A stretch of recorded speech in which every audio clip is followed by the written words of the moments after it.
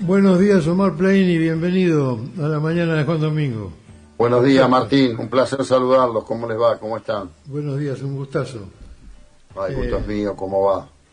Vamos a decir primero, ya lo dijimos, pero lo vamos a decir en tu presencia, de nuestro afecto, nuestra admiración por tu trabajo y la importancia que ha tenido que estuvieras al frente en una situación tan difícil como fue el traspaso de el diario en papel a toda la comunicación digital, ¿no? Que tenías a tu cargo, tu responsabilidad, miles de puestos en todo el país que vivían de eso, ¿no? Así que hubo una transformación y fue un paso muy difícil de manejar. Bueno, sí, Martín, como vos sabés, el cambio científico y tecnológico hoy es una revolución dentro de la revolución hace aproximadamente 30 años. ¿Sí? Nosotros fuimos previendo que venían las nuevas plataformas, entonces ampliamos lo que el histórico kiosco de diario era un espacio de difusión, de información, lo transformamos en un espacio también de carácter cultural, por el libro y por otros servicios que nosotros tenemos, y después vino el paso siguiente, que fue transformarlo, el kiosco de diario, en un servicio a la comunidad, y ahí ingresa desde la publicidad hasta otros servicios que nosotros podemos dar, porque si hay algo que tiene nuestra actividad y el kiosco de diario en particular, es que está enclavado en la geografía barrial, tanto sea en el centro como en la periferia.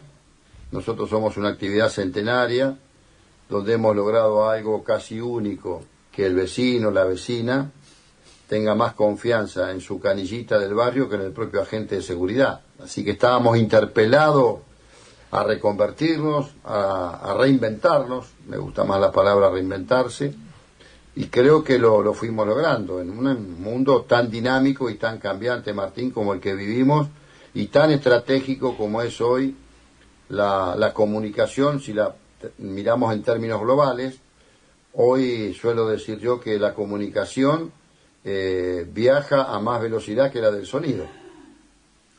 Y sí, y es el principio. Exacto. Es el principio, porque con la inteligencia artificial también se abre un espacio de circulación de información y de interpretación de la realidad y de acceso a datos que hasta ahora habían sido solo de especialistas, de universitarios, de sectores muy, muy especializados, que se abren para el que lo maneje. Cualquiera que toque el timbre va a aparecer alguien a contestarle. Es todo un cambio, como vos decís. Nosotros apoyamos la teoría de la tecnología conveniente, es decir, poner Claro. límites al desarrollo de la tecnología, porque no podemos dejar que los que manejan la tecnología dominen el mundo sin respetar las cuestiones centrales, estratégicas de los países, de las comunidades.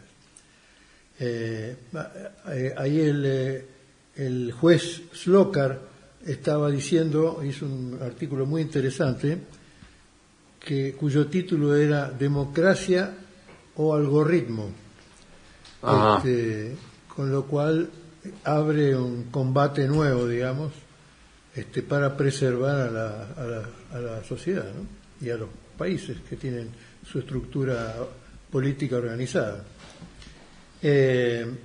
¿Cómo estás viendo este momento tan especial del país, Omar?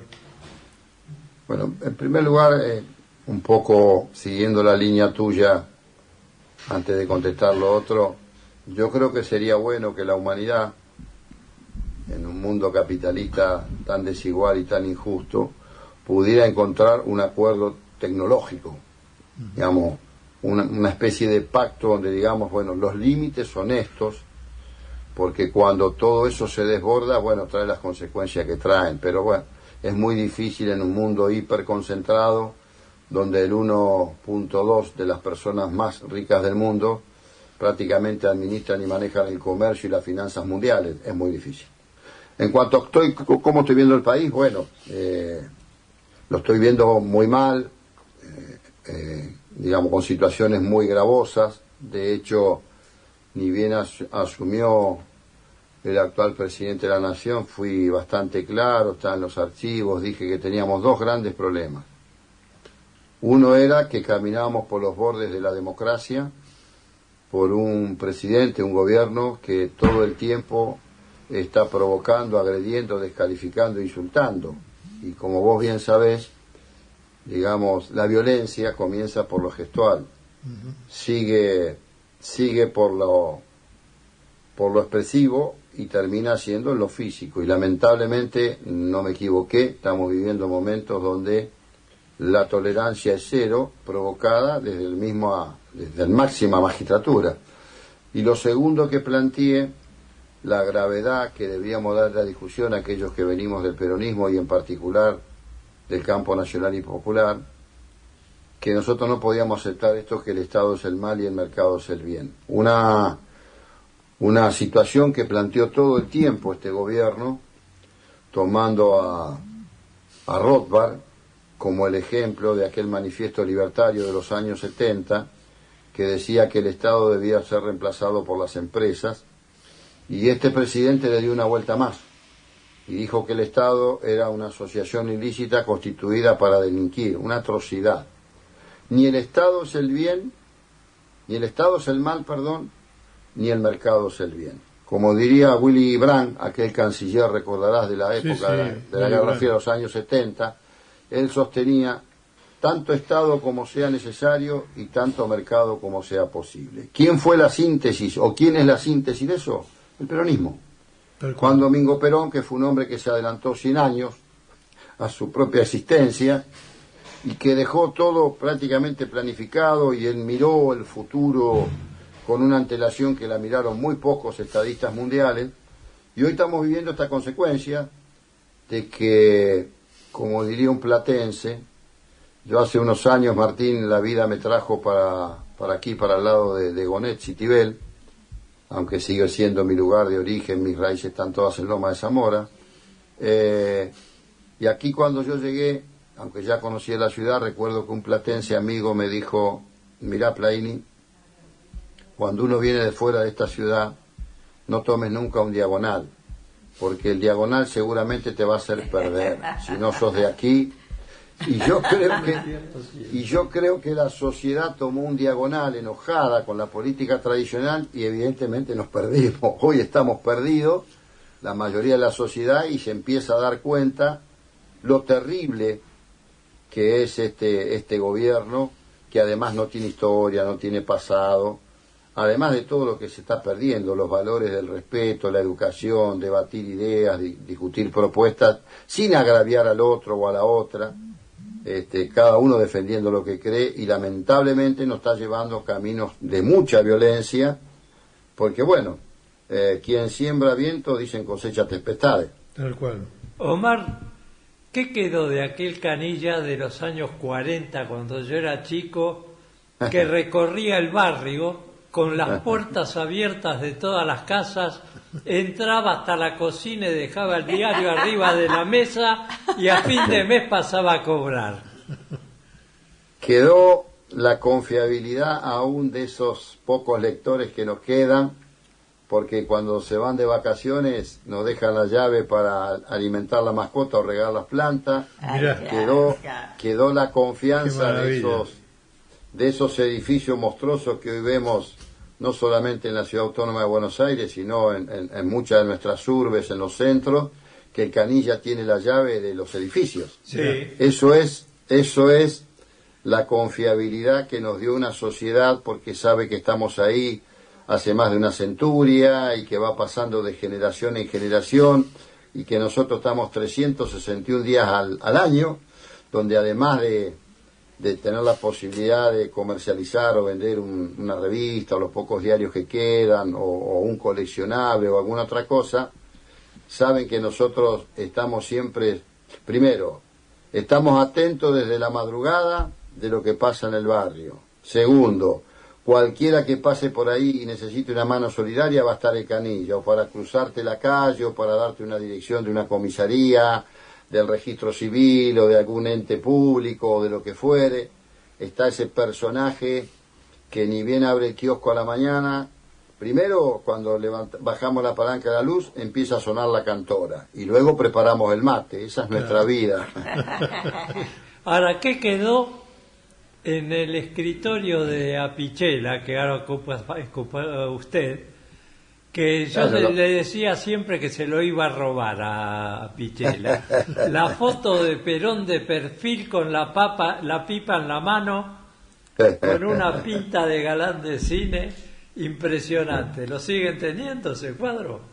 No, yo cambié las cosas, ya no estaban, seguramente sus hijos lo llevaron, pero yo tengo un cuadro hermoso, además obviamente el de Perón y de Evita, también tengo el del Papa Francisco, pero tengo un hermoso que me regalaron, que es una foto original del año de diciembre del 73, si no me equivoco, donde están sentados dos grandes. El más grande de todos, Juan Domingo Perón, en un sillón.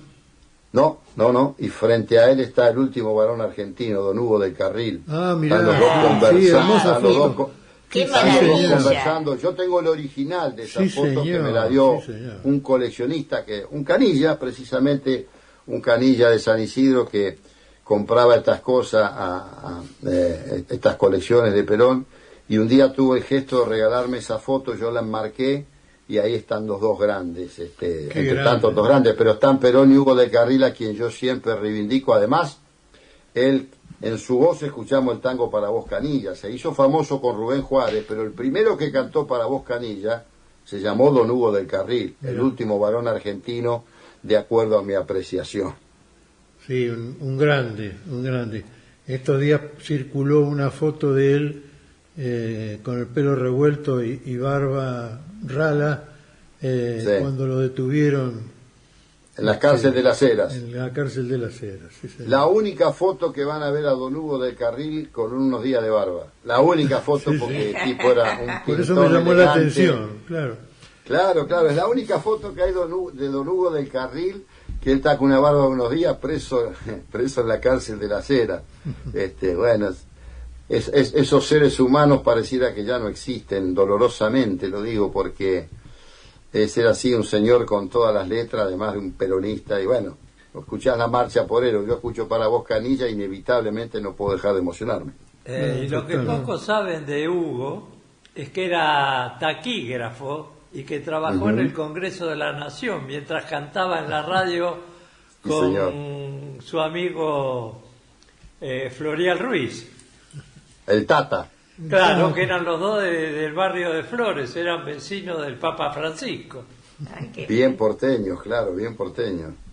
Omar, le tengo varias preguntas. Ricardo Plaza. ¿Cómo no? Realmente, un hombre Un gusto. con mucha trayectoria y muchas preguntas para hacerle. Una es, ¿cómo ve usted la falta de representación de tantos sectores que, bueno, de algún modo se reconocen como individuos, ¿no?, en la sociedad, trabajadores autovalentes que no necesitan ni empleado, ni empresa, ni nada, que son autónomos, digamos?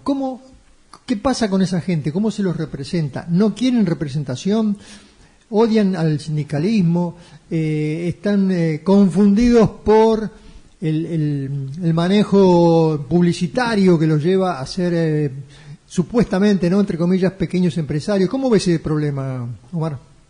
Mira, yo voy a dar un ejemplo que me tocó vivir personalmente. En mi última etapa como legislador, senador de la provincia de Buenos Aires, aquí en el Congreso en La Plata, saqué una media sanción de un registro de trabajadores de plataforma.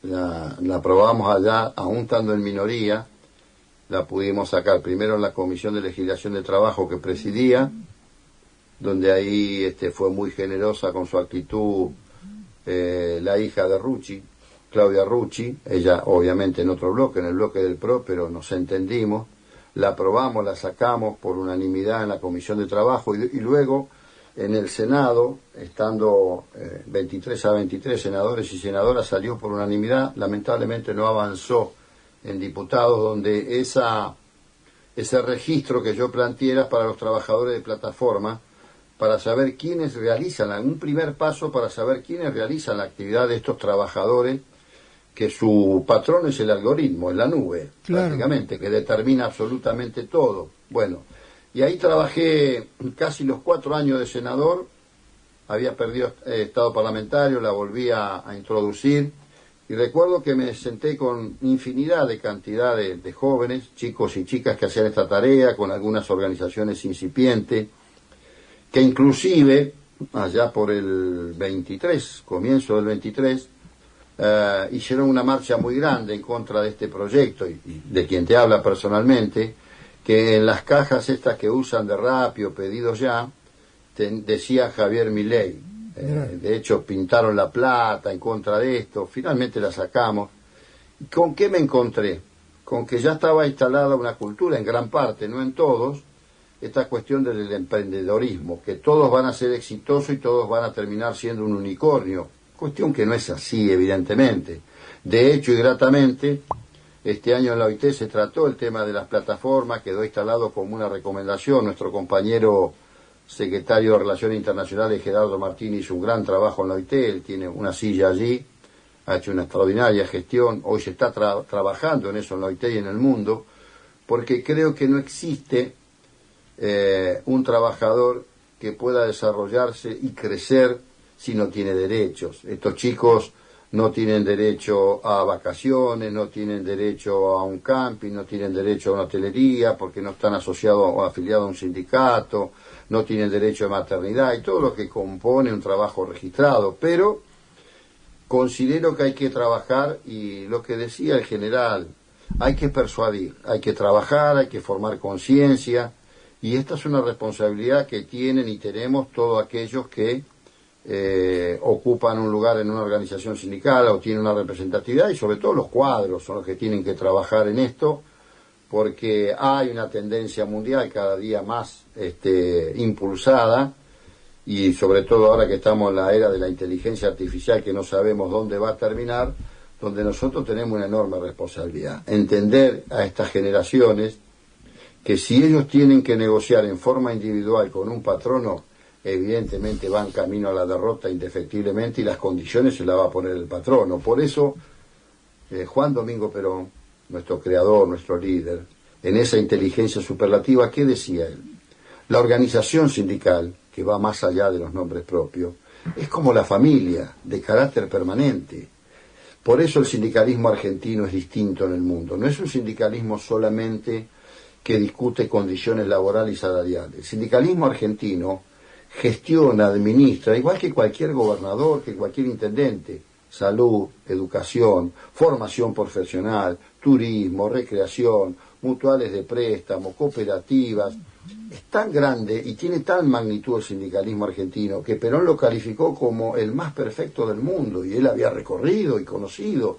Entonces, ¿cómo se logra esto? Hay que trabajar, hay que generar conciencia, hay que persuadir, hay que utilizar todos los mecanismos de difusión, de información, y aún lo más grande, que es la comunicación, que trasciende todo esto. Si nosotros no trabajamos allí, bueno, evidentemente esa concentración de quita de derechos que hay en el mundo, que después baja a la región y por último termina en nuestro país, este libre albedrío del mercado, se nos va a hacer muy difícil. Pero esto se hace trabajando, formando conciencia y sobre todo formando cuadros integrales. O sea, un error que hemos tenido en la política los últimos años nuestros, creer que debíamos formar solamente cuadros para la cosa pública, y ahí me parece que estamos en deuda. Claro. Ahora es un problema universal, ¿no? La falta de trabajo, la reducción de puestos de trabajo, la automatización, el algoritmo, la caída de la actividad sindical en el mundo. Creo que un poco nos supera a los argentinos, ¿no? Más allá de que se hagan las cosas que se tienen que hacer acá. Sí, yo estoy convencido de eso, pero nosotros tenemos que siempre rescatar el pensamiento nuestro, los que venimos del peronismo. ¿Qué decía Perón? Perón hablaba de lo permanente y lo variable. en las doctrinas políticas. Él decía, mira, te leo un parrafito que tengo acá, pues siempre lo tengo a mano. Él decía, las doctrinas políticas no pueden ser eternas, aunque sean eternos sus principios, que sustentan la misma. Y él decía, porque dentro de la doctrina, además de los grandes principios, están contenidas muchas cuestiones de forma que obedecen a cuestiones de tiempo y espacio. Por eso él decía que la doctrina debe ser actualizada. Y este es un tema que el peronismo ha dejado de lado. Y en eso encaja esta revolución científica y tecnológica que yo suelo sostener que es una revolución dentro de una revolución, donde incluso, a ver, de acuerdo a las condiciones de vida que tengas y te puedas desarrollar, aumentó el estándar, o sea, la gente vive más tiempo, los trabajos se modificaron, entonces tenemos un enorme desafío, aquellos que creemos en lo colectivo, aquellos que creemos en esos tres grandes principios que nos dejó el peronismo, pero evidentemente lo que se han ido modificando o trastocando son los valores, y ese es un problema, ¿no? Creo que debemos trabajar mucho en eso, y también recordar lo del Papa, de Francisco, que él decía que el todo era superior a la parte, que el tiempo es superior al espacio, que la unidad siempre es superior al conflicto, y por último decía que la realidad siempre supera la idea. Perón al palo, es esto, peronismo al palo. Pero creo que hay que trabajar en eso, digamos. Contra eso hay que formar. Está muy bien indicarlo, recordarlo. Osvaldo Casella te quiere hacer una pregunta. Con mucho gusto, un placer saludarlo. Hola, compañero Omar, ¿cómo anda? ¿Qué tal, compañero? Voy a aprovechar que usted se refirió al trabajo gremial de la comunicación para felicitarlo y destacar el trabajo que hacen los compañeros de la CGT de la zona oeste conjuntamente con el sindicato de Canillita. Ajá. Es la publicación digital Ejes del Mundo y de la Patria. Sí. Es realmente un trabajo impresionante el que hacen los compañeros ahí, la cantidad de páginas que tiene, que siempre anda entre 40 y 50 páginas de información de todos los aspectos que hacen al interés nacional, más el internacional. Exacto. Es impresionante el trabajo periodístico y de investigación que hacen ahí. Lo quiero felicitar a usted y a todos los compañeros que hacen este trabajo. Yo sé por gente que trabaja ahí que usted tiene mucho que ver con esto, que su sindicato apoya mucho y que están detrás de esta idea de tener su propio instrumento de comunicación. Y se los recomiendo, está en las redes, está en internet. Yo lo recibo todas las mañanas a las 5:30, 5:40, los chicos me mandan Ejes. Sí. Sí. Es un grupo de compañeros jóvenes, muchos de ellos universitarios también, no solamente Canillita, muy preparados, muy inteligentes, muy convencidos de lo que hacen, que nosotros lo único que hacemos es acompañarlos porque es una iniciativa de ellos. De hecho, nuestro sindicato se va reformulando. Hoy tenemos una proveeduría propia que le acercamos a los compañeros material, el poco material que se puede vender en los kioscos se lo acercamos, los chicos también armaron una cooperativa. Es el recambio generacional que se va produciendo. Son compañeros muy convencidos, que incluso en su momento trabajaron mucho con la Rodolfo Wall, con lo que es nuestra mutual también, con los bachi populares, que trabajan mucho en la periferia barrial. Son compañeros comprometidos y allí hay muchos cuadros, que es lo más importante, o sea, y creo que eso va camino a un mismo objetivo, ¿no? Que debe ser estratégico, que es reconstruir mayoría y gobernar. Así que creo que si nosotros apostamos nuevamente a lo que definía Juan Perón, el cuadro integral, o sea, ese cuadro que no solamente opera para la cosa pública, como dije recién, sino que opera en la unidad básica, en el sindicato, en el partido político, en la cooperadora del barrio, en la parroquia, incluso en los clubes de barrio. Me parece que esa es una deuda que tiene hoy el peronismo, y a mí me pone muy contento que estos jóvenes, muchos de ellos Canilla, otros universitarios que trabajan con esta herramienta digital que es Eje, porque en definitiva son herramientas, son instrumentos, que nosotros debemos tener la inteligencia de llevarlo a la práctica. Por eso hay que trabajar para ampliar el frente político, ¿no? Y destacar que la capacidad de los compañeros que tenemos, nosotros sabemos que tenemos el movimiento nuestro, cuenta con infinidad de compañeros muy, muy capaces en las distintas áreas que tienen que ver con el quehacer social, político, económico, pero también lo importante, quiero rescatar, es que estos compañeros se manejan bajo el paraguas protector de organizaciones sindicales, como la CGT de la zona oeste y como el sindicato de los canillitas. Porque los compañeros, sin tener un apoyo institucional y sobre todo del área gremial, se le hace mucho más difícil trabajar. Bueno, eso tiene una respuesta. El cuadro es como el pez. Si usted al pez lo saca del agua, muere. Si usted al cuadro lo saca de la organización, no tiene incidencia. Entonces, de ahí la importancia de la institución sindical. Lo que decía Perón, vuelvo a lo mismo, o sea, el cuadro opera, puede ser un cuadro de conducción, un cuadro intermedio, un cuadro de administración, un cuadro de lucha, porque el cuadro ¿qué hace? El cuadro forma conciencia, claro. El cuadro alienta, el cuadro asesora, el cuadro conduce, el cuadro determina, entonces es importante el cuadro integral, y yo creo que ese es un déficit que nosotros tenemos hace un tiempo en el campo nacional y popular, y estamos obligados a generar esos cuadros jóvenes. Por eso lo sostengo siempre. Si vieran algunos actores que desde afuera hablan muy fácilmente, los cuadros brillantes, integrales que hay en la CGT, escuchar un debate en la CGT más allá de nuestras diferencias, de nuestros matices, usted puede escuchar a hombres y mujeres totalmente formados. ¿Por qué? Porque nosotros en la organización sindical no preparamos nuestros hombres y mujeres, ni en Harvard ni en Chicago. Se prepara en la lucha cotidiana que tiene con el patrono.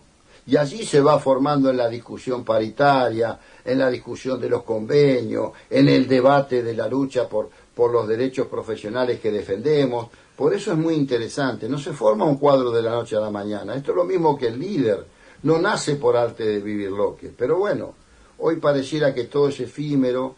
Hoy pareciera que estamos en la etapa de la sociedad líquida de aquel famoso polaco que nos planteó la sociedad líquida. Entonces, me parece que ahí donde nosotros tenemos que trabajar, y sobre todo aquellos que hemos acumulado juventud, como en mi caso, que aprendimos de nuestros mayores, tratar de transmitir esas experiencias. Bueno, y levantándose de todo un dolor histórico de que los patrones entregaban las listas de los delegados que mejor defendían los intereses de los trabajadores para que la dictadura del proceso los asesinara, ¿no? Pequeño detalle. Recomiendo un libro, Martín, si no lo leíste. La historia de la familia Molfino. Ajá. Salvate vos. Es un libro reciente, muy bueno. Creo que se llama Juan Pablo Carrá, el autor.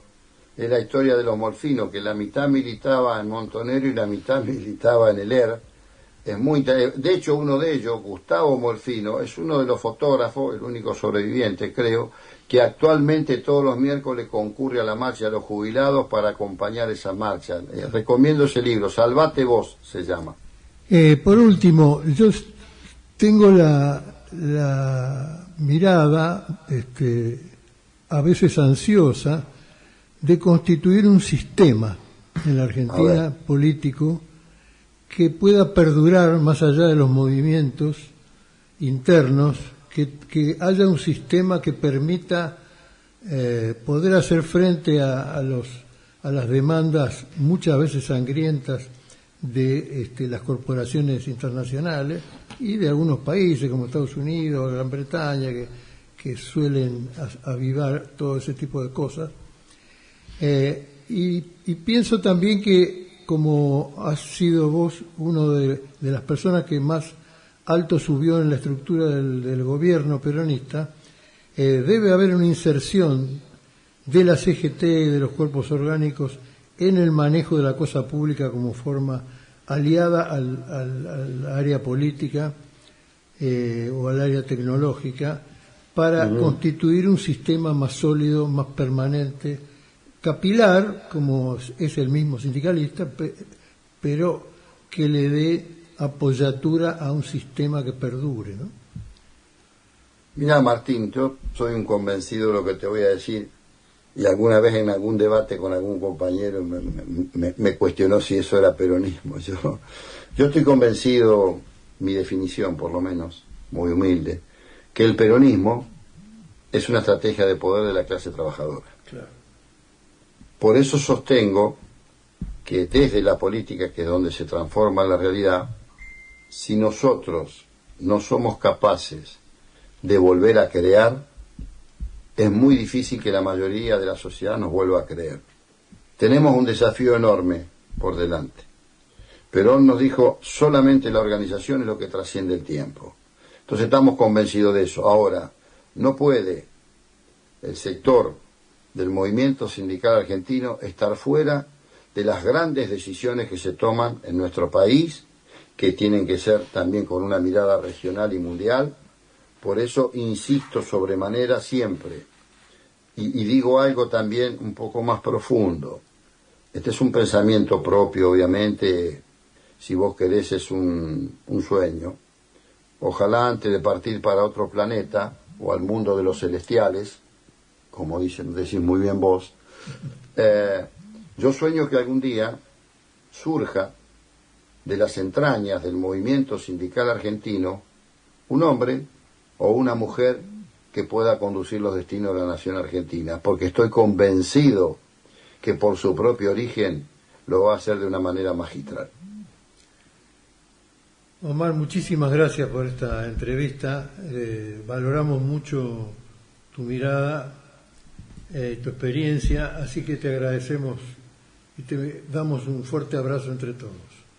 No, el agradecido soy yo por la tarea y por esa pertenencia y sentido, esa identidad y sentido de pertenencia tuyo, Martín, y de los compañeros, de haber mantenido todo a lo largo de una vida, porque es una vida en definitiva, ser coherente. En un mundo donde prima la mediocridad en general, no todo, y la incoherencia, ser coherente es un valor que hay que valorar, y tanto vos como tus compañeros lo son, así que un abrazo desde lo más profundo del corazón y un abrazo trabajador y peronista. Le dedicamos esta entrevista a Claudio Díaz. Qué lindo. Tengo la placa en el salón de mi sindicato de Claudito Díaz, qué peronista. Sí, qué día ese, qué jornada. Gracias, Martín, me haces emocionar. Muchas gracias.